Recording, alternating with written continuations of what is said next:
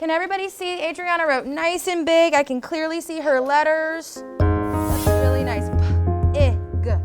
Very good. Great job, Brian. There was no one willing to face the facts about our situation. An educational alarm is being raised in Charlotte. My concern is, why is it we're not holding the school board accountable for what they were elected to do? So if you're in the test, go ahead and exit out of it.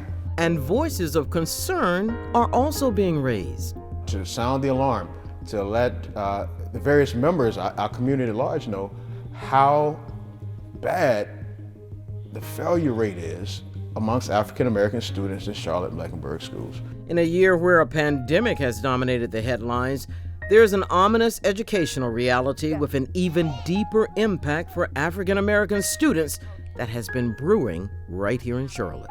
We were talking about the number of African American kids who were performing below grade level. They're not even talking about career and college ready. That's a higher standard. But just kids who are reading and doing on grade level, and that number was over 65%. Dr. Dennis Williams knows education. The former West Mecklenburg principal and interim superintendent for Charlotte Mecklenburg reached out to other pastors, who then formed the African American Faith Alliance for Educational Advancement, representing various denominations and thousands in the community. For these church leaders, the lack of progress being made by minority students is striking. We've received reports and things that we've known already, but we haven't seen a plan. We haven't received a plan, heard a plan that we think is suitable to really turn this dire and bleak picture around. And that certainly is no understatement for African American students.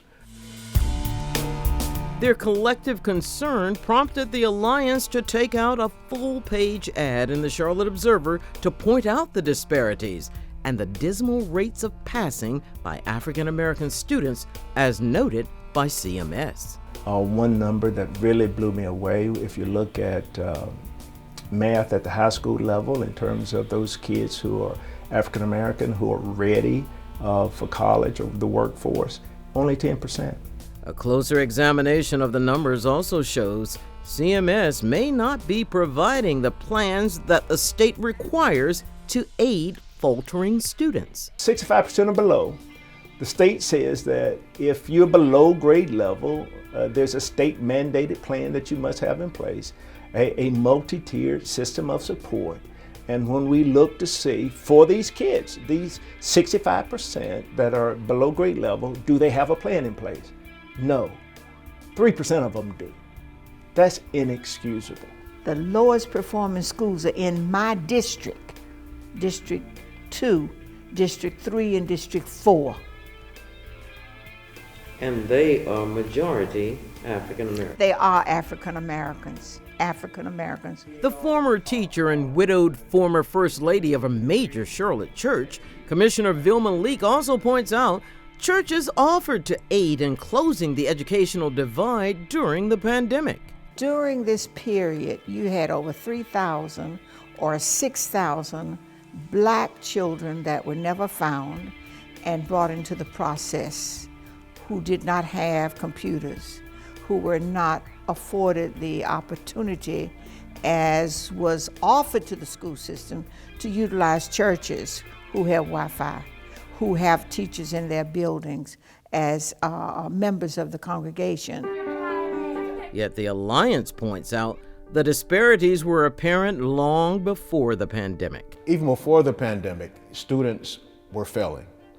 African American students were failing. These numbers that we share with them and that we're sharing with you, this did not happen as a result of the pandemic. How do we answer this problem after the pandemic and once things have gotten worse? The Mecklenburg County Commission provides 64% of the school budget, and Commissioner Leak says parents have to demand accountability. I'm so tired of the community saying we're not giving them enough money. Is it money, or is it making sure that we hold these people accountable for producing programs that will help our children read and write and do arithmetic? The Faith Alliance has talked with the superintendent and provided a call to action plan. As for the ministers, They know this battle will take prayers and much more. We do want everyone to know that the success of students, particularly black and brown students, are our primary concern. And we will be unrelenting until we get a right course of action. At the end of the day, if we don't, kids and families are going to suffer for generations to come. For Carolina Impact, I'm B. Thompson reporting. We hope you enjoyed the story. If you don't want to miss any more great stories about the Charlotte region, please subscribe to our YouTube channel.